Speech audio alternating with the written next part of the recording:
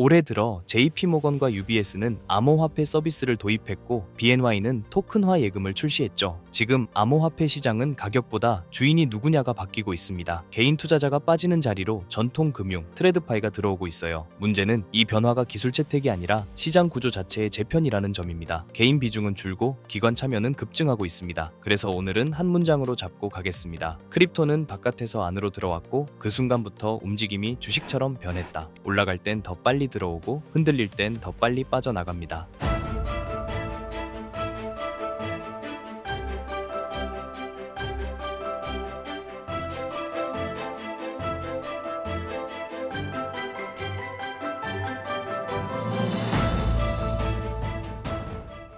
이야기의 가장 큰 변곡점은 ITF입니다. 미국 디지털 자산 ETF 투자자는 2,000명 이상으로 늘었고 운용자산 AUM은 2년 만에 1,400억 달러까지 급증했다고 전해집니다. 이건 단순 유행이 아니라 돈이 들어오는 입구가 바뀐 겁니다. CFC 생모리츠 조사에선 전통 금융이 크립토를 장악했다는 응답이 46%로 집계됐습니다. 2025년에 31%에서 크게 뛴 수치죠. 시장 참가자 체감이 그 방향으로 굳어지고 있다는 뜻입니다. ETF는 접근성을 높였습니다. 그런데 동시에 시장을 주식처럼 만들었습니다. 가격이 오를 때는 자금이 빨리 들어오고 조금만 흔들리면 자금이 더 빨리 빠져나갑니다. 즉, 참여가 쉬워진 시장은 이탈도 쉬운 시장이 됩니다. 크라켄 CEO 데이비드 리플리는 말합니다. 우리도 이제 전통 금융의 일부가 되고 있다. 그리고 경쟁 상대로 NYSE 같은 기존 거래소를 지목했다고 하죠. 이게 선언처럼 들리지만 사실은 구조 고백에 가깝습니다. 이 대목이 핵심입니다. 이제 거래소 경쟁은 코인 거래소 대 코인 거래소가 아니라 전통 거래소 대 크립토 거래소의 구도로 들어갑니다. 규제, 유동성, 신뢰, 그리고 상품 설계 능력까지 전장이 바뀌는 겁니다. 바이낸스 CEO 리차드 텐은 대형 거래소 그룹이 암호화폐 기업을 인수할 가능성이 높다고 전망했습니다.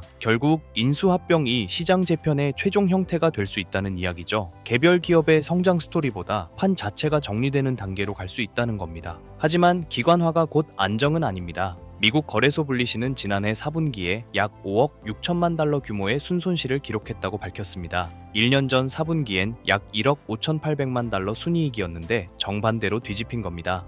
연간 기준으로도 약 7억 8,550만 달러 순손실로 집계됐다고 전해집니다. 현물 거래액은 2,448억 달러로 전년 2,502억 달러 대비 소폭 감소에 그쳤는데 그럼에도 손익이 무너졌다는 점이 포인트입니다. 거래가 얇아지면 수수료 기반 모델은 버티기 어렵습니다. 기관이 들어오니 괜찮다가 아니라 기관은 더 냉정하게 떠난다가 현실일 수 있어요.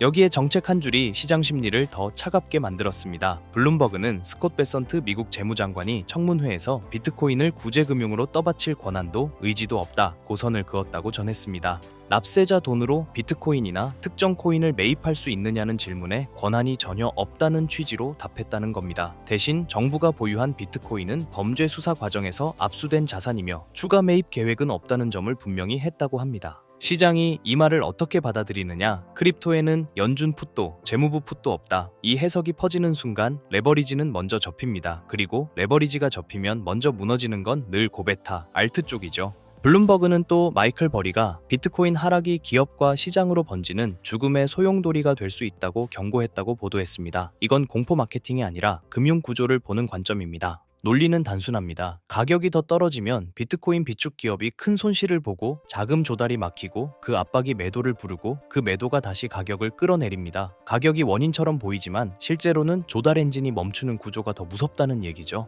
채굴업체 파산 위험도 같은 구조로 연결될 수 있다는 주장입니다. 즉, 이건 코인 가격 문제가 아니라 금융 구조 문제로 번질 수 있다는 경고예요. 누가 얼마나 버틸 현금을 갖고 있냐가 시장을 가르는 순간이 올 수 있다는 겁니다.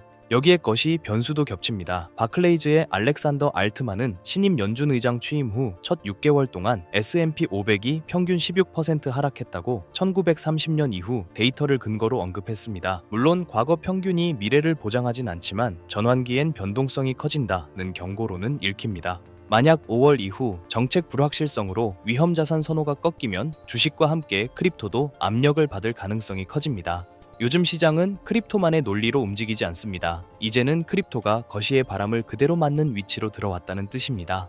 오늘 정리할 체크포인트는 5가지입니다. 첫째, ETF 자금 흐름이 순유입으로 돌아서는지 아니면 순유출이 굳는지. 둘째, 거래소의 현물 거래액이 살아나는지 수수료 경제가 회복되는지. 셋째, 전통 금융의 토큰화, 예금과 증권이 파일럿을 넘어본 사업으로 가는지. 넷째, 구제 없음, 신호가 레버리지 축소를 어디까지 밀어붙이는지. 다섯째, 5월 이후 정책 불확실성이 위험자산 전반의 변동성을 키우는지. 결론은 이겁니다. 크립토는 지금 전통금융의 바깥이 아니라 전통금융의 안쪽으로 들어가고 있습니다. 그래서 상승장에선 돈이 더 빠르게 들어오겠지만 하락장에선 돈이 더 빠르게 빠져나갈 수 있습니다. 다음 관전 포인트는 기관화가 안정으로 이어지느냐가 아니라 기관이 만든 구조에서 개인이 어떻게 살아남느냐입니다. 이제는 방향보다도 구조를 먼저 봐야 할 시간입니다. 지금까지의 업데이트된 내용으로 우리가 나가야 할 방향은 이겁니다. 얼마 전 트럼프 행정부가 델타포스를 투입해 베네수엘라 마두로 정권을 정역 체포로 베네수엘라 중앙은행 금고에 잠들어 있던, 그리고 마두로가 은닉해둔 것으로 추정되는 약 60만 개의 비트코인과 세계 1위의 석유 매장량이라는 확실한 담보물이었을 가능성이 매우 높습니다.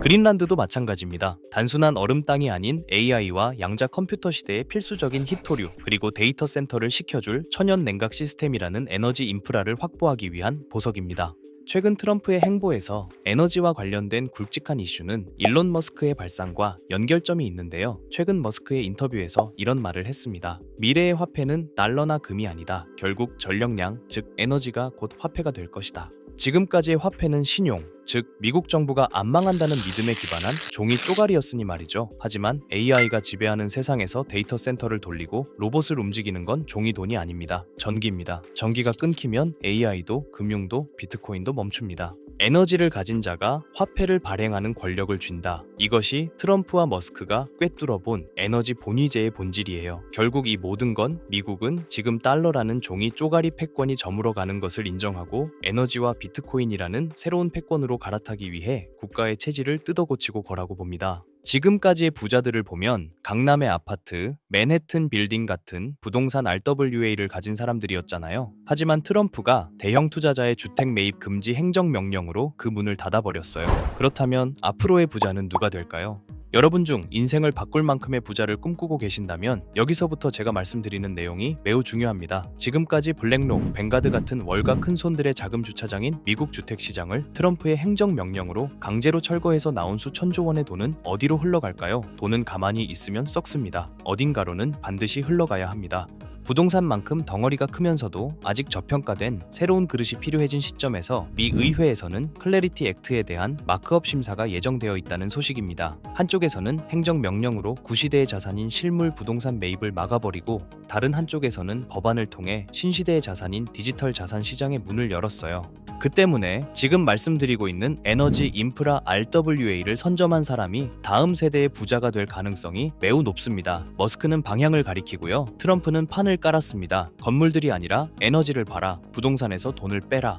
이 메시지에 월가의 움직임을 보면 가설은 더욱 힘을 얻습니다. 최대 자산 운용사 블랙록의 레리 핑크가 바보라서 가만히 있을까요? 아닙니다. 그들은 이미 DTCC, 미국의 탁결 재원과 손잡고 조용히 파이프라인을 깔고 있었을 겁니다. 최근 DTC가 발표한 스마트 나비 프로젝트와 캔톤 네트워크 테스트, 이게 전문 용어라 어렵게 느껴지시겠지만 쉽게 말해서 주식이나 부동산 같은 실물 자산을 코인으로 만들어서 기관들끼리 24시간 거래할 수 있게 만든 고속도로입니다.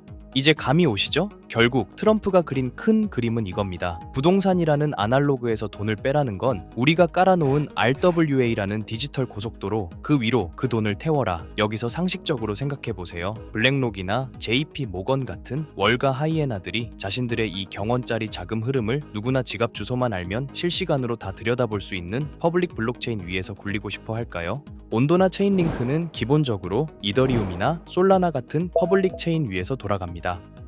블랙록이 지금 1조 원어치 샀네 하고 전 세계가 다 볼 수 있다는 뜻입니다. 기관 입장에서 이건 발가벗고 돈을 옮기는 꼴입니다. 자신들의 포지션이 노출되면 경쟁사에게 공격당하거나 선행 매매를 당할 수 있는데 미쳤다고 그 길을 주력으로 쓸까요? 그러니 냉철하게 생각해서 혹여나 정말 혹여나 유튜브 조금만 검색해도 블랙록이 묻었다, 100배 간다 하며 너도 나도 추천하는 RWA 대장주를 들고 있으시다면 죄송하지만 장바구니에 온도 파이낸스나 체인링크 같은 코인들이 담겨 있다면 내려놓는 걸 권장드리겠습니다. 제 말의 본질은 기관 자금의 현금화 혹은 송금 목적으로 자금을 이동시키기 위해서는 반드시 퍼블릭 체인과 만나는 인터체인지를 거쳐야만 합니다. 즉, 기관의 프라이빗 장부와 우리가 쓰는 퍼블릭 블록체인을 기술적으로 그리고 법적으로 연결해주는 유일한 연결고리. 그러면서도 머스크가 강조한 에너지 데이터까지 처리할 수 있는 미들웨어 코인, 이걸 이야기 드리는 건데요. 티커 세 글자를 딱 찍어드리면 속이 시원하시겠죠? 하지만 저는 리딩방이 아닙니다. 여러분께 고기를 잡는 그물을 드릴 거고, 기관들의 비밀 문서와 머스크의 발언을 종합했을 때 이 히든 코인은 반드시 다음 세 가지 조건을 충족해야만 할 것입니다. 첫 번째 조건, 기관의 자금은 캔톤 네트워크라는 자기들만의 지하 벙커에 숨어 있습니다. 모건 스탠리가 비트코인, 이더리움 다음으로 솔라나 신탁을 준비하고 있죠. 이게 무슨 신호일까요? 기관들이 캔톤 네트워크 지하에서 굴리던 자산을 밖으로 빼낼 때 가장 선호하는 출구가 바로 솔라나 생태계가 될 가능성이 높다는 뜻입니다. 즉, 여러분이 찾아야 할 코인은 이더리움 계열의 느려 터진 구형 모델이 아니라 기관들의 고속 거래를 감당할 수 있는 솔라나 기반의 인프라 안에 숨어 있을 확률이 매우 높습니다. 두 번째 조건, 머스크의 영수증이어야 합니다. 이게 진짜 핵심입니다. 머스크는 화폐는 전력이라고 했습니다. 그렇다면 미래의 RWA는 빌딩을 쪼개는 게 아닙니다. 발전소에서 생산된 전력, 데이터 센터의 컴퓨팅 파워, 이 무형의 에너지를 실시간으로 블록체인에 기록하고 토큰으로 바꿔주는 기술, 전문 용어로 디핀, 즉 탈중앙화 물리 인프라라고 하죠. 단순히 금융만 연결하는 게 아니라 에너지 데이터를 처리할 수 있는 오라클 기능이 탑재되어 있어야 합니다. 세 번째 조건, 규제 준수 딱지가 붙어 있는가입니다. 클래리티 액트, 이름부터가 명확성입니다. 익명성 뒤에 숨어서 자금 세탁이나 하는 코인들은 퇴출될 위험이 큽니다. 반대로 디지털 신원 인증 기능이 내장되어 있어서 이 돈은 마약 자금이 아니라 삼성전자가 보낸 돈입니다 라고 꼬리표를 붙여줄 수 있는 화이트리스트 코인. 기관들은 오직 이런 코인만 파트너로 인정할 것입니다. 이 세 가지를 듣고 아직 어떤 코인인지 감이 잘 안 오는 분들, 그래서 지금 그게 뭐냐고 여쭤보고 싶으셨죠? 하지만 제가 공개적인 유튜브 영상에서 덜컥 그 이름을 언급해버리면 어떤 일이 벌어질까요? 그 피해는 또 다른 일반인, 저희 구독자님들이 받을 수 있습니다. 다시 말씀드리지만 저 김도현은 이 채널이 구독과 좋아요로 커지는 것에 도움을 주신 구독자님에게 감사한 마음으로 도움을 드렸으면 드렸지 단연코 회원비, 멤버십 가입을 목적으로 연락드리지 않습니다. 이런 저의 선행을 반대로 악이용의 정보 공유를 빌미로 문자를 받아서 돈을 받고 알려준다는 식의 질이 나쁜 사칭 사기로 피해를 입으실 뻔한 분들이 있어요. 이런 범죄자들의 위험으로부터 간절한 도움이 필요한 구독자님들에게 정보가 잘 전달될 수 있도록 제가 직접 검토할 거고요. 지금 말씀드린 히든코인의 정보 받으신다고 무작정 담아야 하는 거 아닙니다. 시간이 지나 지금의 가격의 2배, 아니 단기로 10%만이라도 변동되어도 그때 사둘 걸 하실 겁니다. 저는 확실한 목표가를 두고 지금 가격에서 40배 이상의 전망을 보고 있습니다. 100만 원이 4천만 원, 300만 원이 1억 원 이상이 될 큰 파동을 여러분들은 관점과 목표가 없이 가지고 있을 수 있을까요? 제 개인 번호입니다. 이 번호로 전기라고 보내주시길 바랍니다. 제가 꼼꼼히 확인 후 한 분씩 놓치지 않고 꼭 공유드리도록 하겠습니다. 물론 투자의 최종 판단과 책임은 여러분 각자의 몫입니다. 알려드린다고 강제적으로 진행하라는 뜻이 절대 아니란 거예요. 세상에 무조건 오르는 코인은 없으니까요. 하지만 남들보다 한 발 앞서서 제가 분석한 기관과 캔톤 네트워크의 연결고리에 대한 구체적인 근거와 관점을 미리 참고해보고 싶으신 분들이라면 이야기가 다릅니다. 정말 진지하게 공부하고 대응하실 의지가 있는 구독자분들에게만 공유해드리고 싶습니다.